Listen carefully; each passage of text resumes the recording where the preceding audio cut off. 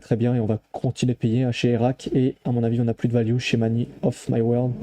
Donc je pense que je check back à sa place. Ouais, j'aime bien. J'aime bien comment ça a été déjoué des deux côtés ici. Je pense que j'aurais open Dame 8-8. Après, c'est vrai que Iki était quand même un joueur très compétent qui peut avoir pas mal de 3 bêtes. Cela dit, on verra plus tard dans le tournoi qu'il n'a pas pris tous les 3 bêtes qui me paraissaient aussi intéressants. Ok, du coup, on voit que Valissisov il a décidé de fold direct, ça me va totalement. Ici, on n'a pas vraiment envie de VP beaucoup contre le chip leader.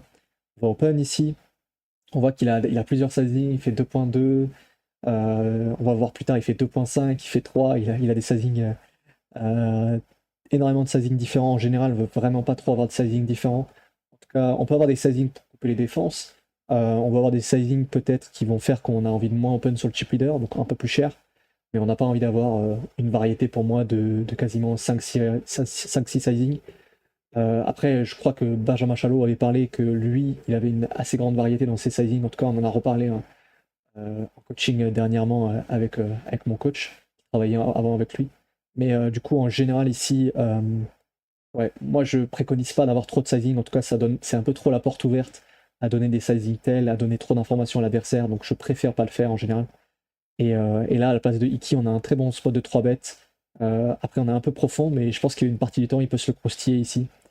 Surtout si on estime que la range adverse de 2.2 est moins forte que la range de 3, qu'elle est moins forte que la range de 2.5. Et je comprends le fold avec 9 et 4 suités ici quand il y a 2 joueurs plus short. C'est pas pareil que tout à l'heure quand c'était que S5 qui était le plus short. Très bon open ici avec un bloqueur. On pourrait open encore ici avec le bloqueur, ça me dérangerait pas des masses. On va limper ici, il a décidé de fold direct. Je pense que j'aurais limp quand même.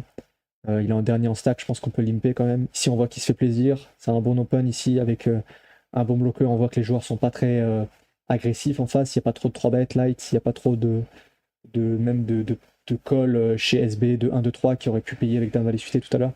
Donc ici, on va avoir un très bon tapis, du gros KO. Je pourrais te faire un petit calcul. Je vais te faire un petit calcul d'ailleurs.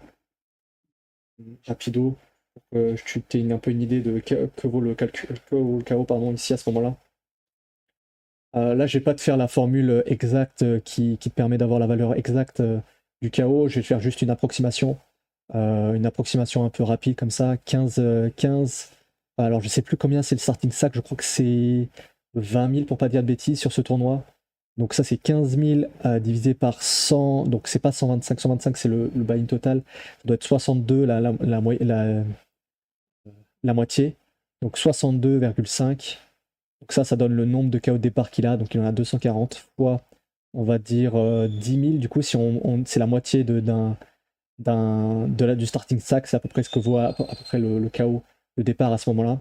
Et donc ça vaut 2,4 millions sur des blindes à 7 millions. Donc